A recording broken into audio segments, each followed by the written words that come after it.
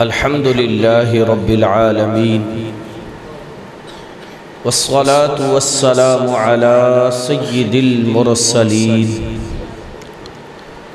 أما بعد فأعوذ بالله من الشيطان الرجيم بسم الله الرحمن الرحيم إن الله وملائكته يصلون على النبي يا أيها الذين آمنوا صلوا عليه وسلموا تسليما درود السلام والصلاة والسلام عليك يا رسول الله وعلى آلك وأصحابك يا حبيب الله الصلاة والسلام عليك يا نبي الله وعلى آلك وأصحابك يا خاتم النبيين۔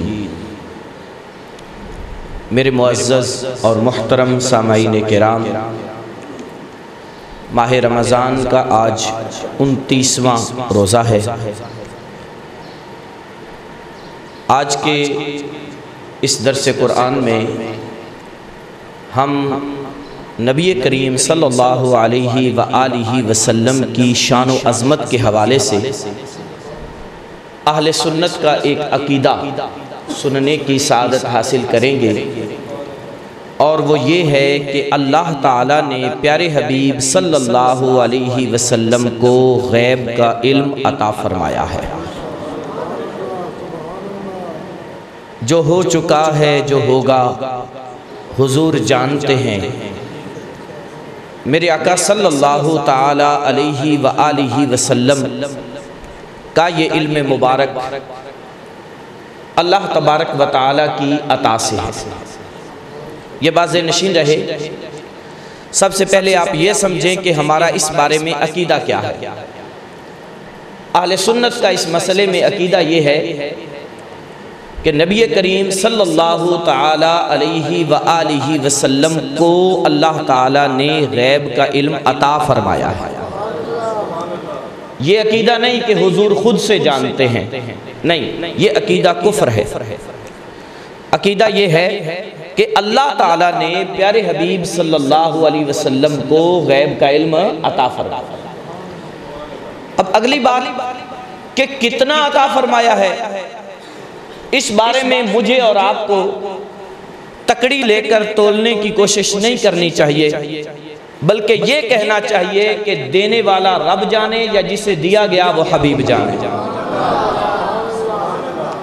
اور قرآن و حدیث سے یہ پتہ چلتا ہے کہ ما کانا و ما یکون، جو ہو چکا، جو ہو رہا ہے یا جو ہوگا، سارا علم اللہ نے حبیب کو عطا فرمایا صلی اللہ علیہ وسلم۔ اب یہاں کچھ لوگ یہ سوال اور اعتراض کرتے ہیں کہ اگر آپ یہ کہیں گے تو اس سے تو شرک نہیں ہو جائے گا؟ تو جواب ہے کہ شرک نہیں ہوگا، اس لیے کہ اللہ تعالیٰ کا علم ہے ذاتی، اس نے کسی سے لیا نہیں۔ توجہ ہے، اللہ کا علم کیسا ہے؟ ذاتی، اس نے کسی سے لیا نہیں، وہ علم میں کسی کا محتاج نہیں۔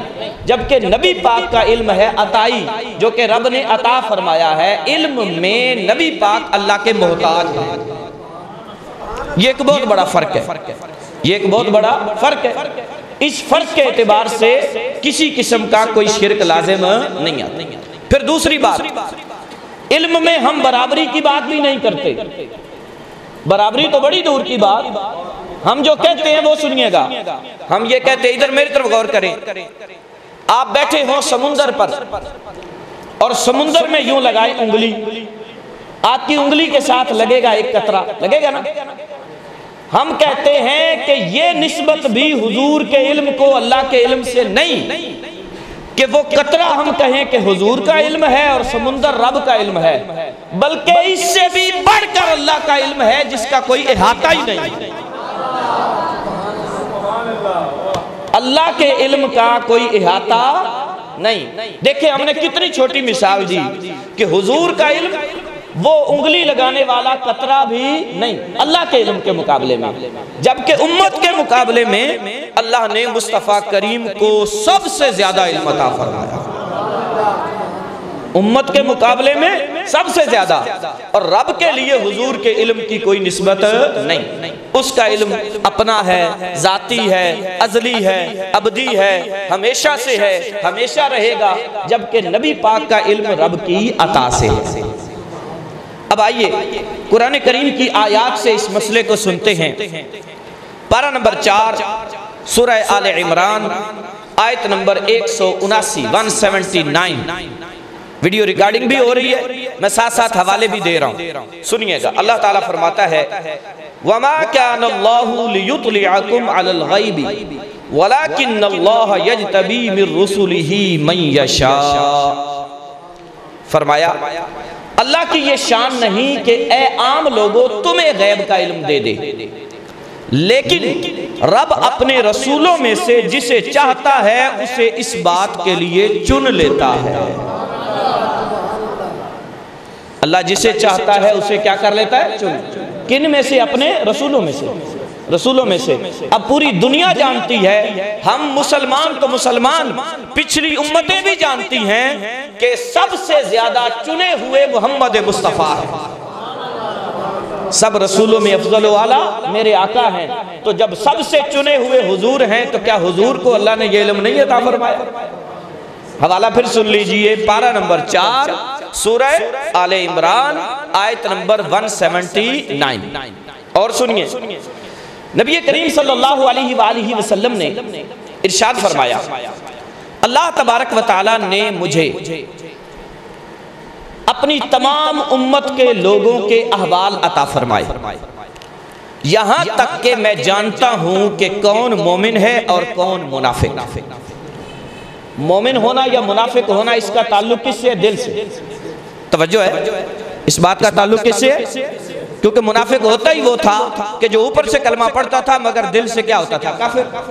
تو کسی کے دل میں ایمان ہے یا نہیں یہ کوئی بھی نہیں جانتا، ہاں جسے رب دے۔ حضور نے فرمایا میں جانتا ہوں تم میں سے کون مومن ہے اور کون منافق، یہاں تک کہ وہ منافق جو حضور کی بارگاہ میں بھی اس وقت بیٹھا کرتے تھے، اللہ نے ابھی نکالا نہیں تھا انہیں، وہ آپس میں چیم گوئیاں کرنے لگے، کہنے لگے ہمارا تو پتہ نہیں چلتا اور دعوے بڑے بڑے ہیں۔ حضور کے بارے میں انہوں نے یہ جملہ بولا کہ ہمارا تو پتہ نہیں چلتا، ہم تو بیچ میں بیٹھے ہوتے ہیں، اور اللہ کے نبی کے دعوے اتنے بڑے بڑے ہیں۔ جب انہوں نے یہ کہا نا، نبی پاک کو اللہ نے اس کی بھی خبر عطا فرما دی۔ حضور آئے منبر پر کھڑے ہو کر میرے آقا علیہ السلام نے ارشاد فرمایا اے لوگو تم میرے علم پر اعتراض کرتے ہو، آؤ میں ادھر ہی کھڑا کھڑا تمہیں سب کچھ بتاؤں گا، جو چاہو مجھ سے پوچھ لو۔ فرمایا سلونی عما شئتم، جو چاہو مجھ سے پوچھو اور میں ادھر ہی کھڑا کھڑا تمہیں اس کا جواب عطا فرماؤں گا۔ ایک شخص ہیں، صحابی رسول ہیں، عبداللہ بن حذافہ، نام یاد رکھیے گا، عبداللہ بن حذافہ۔ ان کے لیے لوگ چیم گوئیاں کرتے تھے کہ یہ ثابت النسب نہیں، یہ اپنے باپ کے نہیں، حضرت عبداللہ بن حذافہ۔ ان کو یہ بات بڑی بری لگتی تھی، انہوں نے کہا موقع اچھا ہے، حضور نے کہہ دیا چلو آج اپنی تصدیق بھی کرا لوں کہ میں کون۔ تو یہ اٹھ کر کھڑے ہو گئے اور یہ عرض کرتے ہیں یا رسول اللہ علیہ السلام مجھے بتائیے میرا باپ کون ہے، مجھے بتائیے میرا باپ کون ہے۔ نبی پاک علیہ السلام نے فرمایا تیرے باپ کا نام حذافہ ہے، یعنی تیری جو نسبت تیرے باپ کی طرف ہے وہ بالکل ٹھیک ہے، اس میں کسی قسم کی کوئی شک والی بات نہیں۔ اب یہاں مجھے الفاظ زیب نہیں دیتے اس طرح کی بات کرنے کہ یہ تو انتہائی پردے کی بات ہوتی ہے کہ کون کس کا بیٹا ہے، انتہائی پردے کی بات ہوتی ہے، لیکن میرے نبی وہ ہیں جنہیں رب نے یہ علم بھی عطا فرمایا۔ حضرت عبداللہ کہتے ہیں میں دوڑا اپنی امی کے پاس گیا اور میں نے جا کر اپنی امی سے سارا ماجرا کہا کہ لوگ مجھے یوں کہتے تھے اس لیے میں نے حضور سے تصدیق کرا لی۔ ان کی امی کہنے لگی اللہ کا شکر ہے کہ مجھ سے کوئی غلطی نہیں ہوئی تیرے بارے میں، لیکن اس طرح کا سوال نبی پاک سے پوچھتے نہیں، اگر مجھ سے غلطی ہوئی ہوتی تو آج تو نے تو مجھے بڑے مجمع میں رسوا کر دیا۔ گویا ماں بھی جانتی ہے کہ حضور کو اللہ نے ہر بات کی حقیقت کا علم عطا فرمایا ہے۔ آگے سنیے دوسری آیت کریمہ، پارہ نمبر 5 سورہ نساء آیت نمبر 113 113 فرمایا وَعَلَّمَكَ مَا لَمْ تَكُنْ تَعْلَمْ وَكَانَ فَضْلُ اللَّهِ عَلَيْكَ عَظِيمًا۔ فرمایا ہم نے آپ کو سکھا دیا جو آپ نہ جانتے تھے، ہم نے آپ کو سکھا دیا جو آپ نہ جانتے تھے، یعنی حبیب پیارے آپ جو بھی نہیں جانتے تھے ہم نے وہ سب کا سب آپ کو کیا کر دیا، سکھا دیا۔ آگے فرمایا وَكَانَ فَضْلُ اللَّهِ عَلَيْكَ عَظِيمًا، محبوب تیرے رب کا تیرے اوپر بہت بڑا فضل ہے،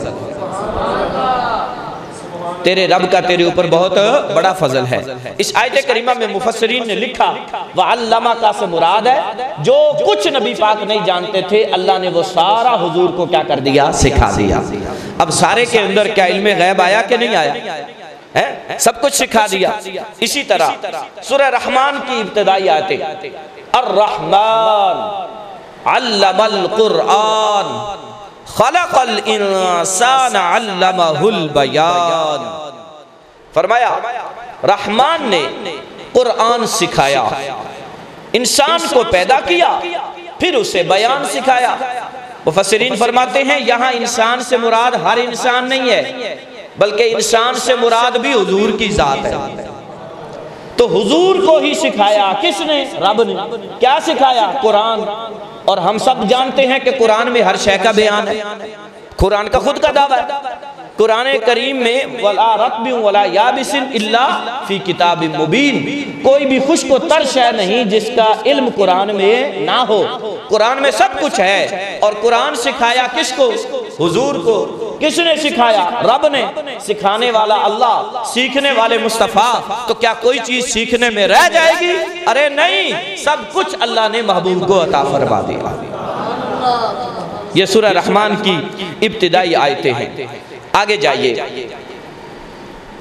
سورہ جن آیت نمبر 26 اور 27، پارہ نمبر 29، پارہ نمبر 29 سورہ جن آیت نمبر 26 اور 27 فرمایا عالم الغیب فلا یظہر علی غیبہ احدا الا من ارتضی من رسول، اللہ غیب کا جاننے والا ہے، وہ اپنے غیب پر کسی کو بھی مطلع نہیں کرتا مگر اپنے رسولوں میں سے جسے چاہتا ہے منتخب فرما لیتا ہے۔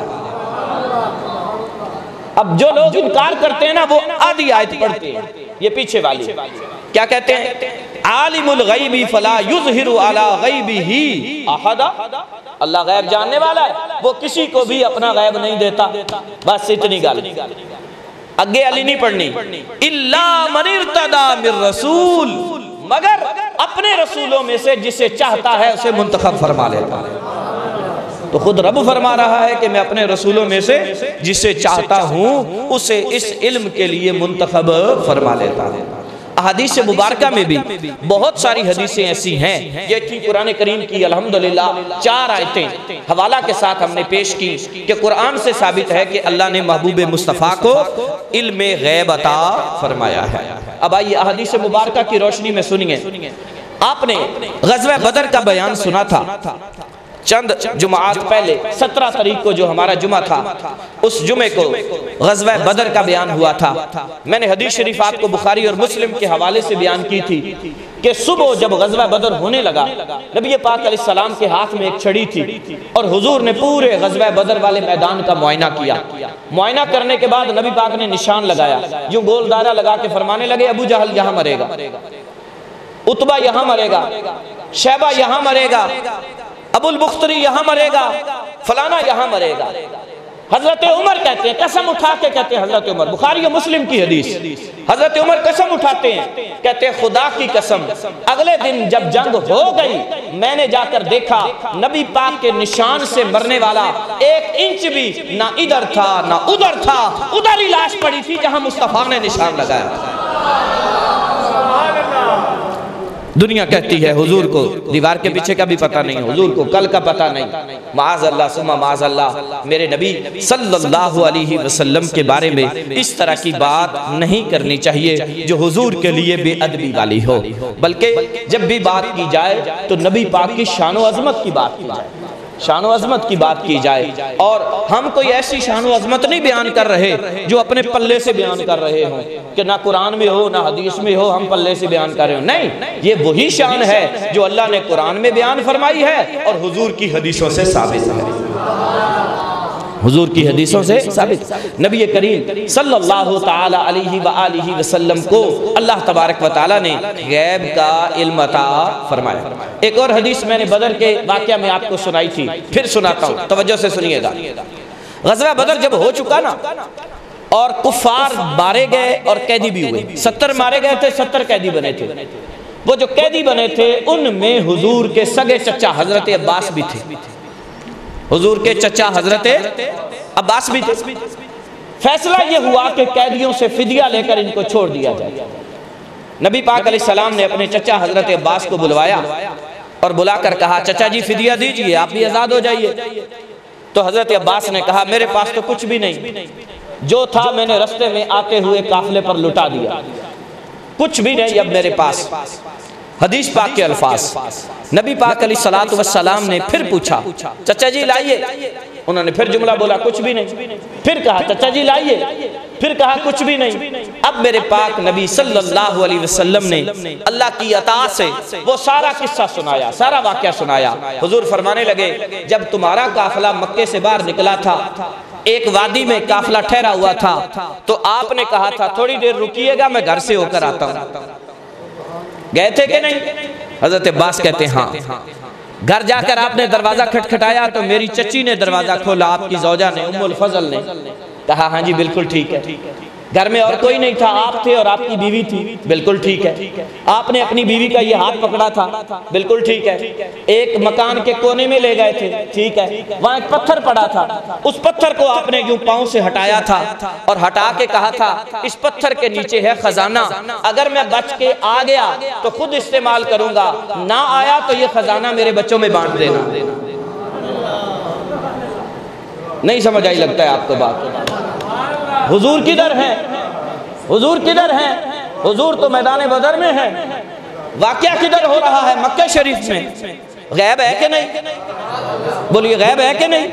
میرے آقا صلی اللہ علیہ وسلم نے ساری بات بتائی، یہ بھی کہا کون تھا گھر میں، یہ بھی کہا کون سے کونے میں پتھر تھا، جو بات ہوئی وہ بھی بتائی، تو پتا چلا یہی تو وہ علم ہے جو اللہ نے محبوب مصطفیٰ کو عطا فرمایا۔ جو ہو چکا ہے جو ہوگا حضور جانتے ہیں۔ میرے آقا صلی اللہ تعالیٰ علیہ وسلم کو اللہ تبارک و تعالیٰ نے غیب کا علم عطا فرمایا ہے، اور یہ حضور کی شان ہے، یہ حضور کی عظمت ہے۔ اللہ رب العالمین نبی پاک کی شان و عظمت کو سیکھنے سمجھنے کی توفیق نصیب فرمائے، آمین۔ وآخر دعوانا ان الحمدللہ رب العالمین۔ اللہم صلی علی سیدنا و مولانا محمد وعلا آل سیدنا و مولانا محمد وبارک وسلم وصلی علیہ۔ ربنا آتنا فی الدنیا حسنتا وفی الآخرة حسنتا وقنا عذاب النار۔ ربنا اغفر لنا ولإخواننا الذین سبقونا بالایمان۔ اللہم اغفر وارحم وانت خیر الراحمین۔ اللہم انکا عفو کریم تحب العفو فاعف عنا یا غفور، فاعف عنا یا غفور، فاعف عنا یا غفور۔ اے مالک کریم،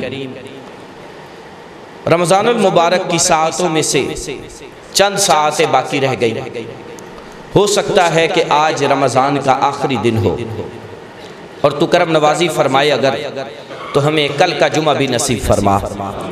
میرے مالک کریم، تیرے وہ بندے جنہوں نے رمضان میں تیری عبادت کر کے تجھے راضی کیا، میرے مالک تو نے انہیں بخشش عطا فرما دی، ان بخشے ہوئے بندوں میں ہمیں بھی شامل فرما، ان مغفرت یافتہ لوگوں میں ہمیں بھی شامل فرما۔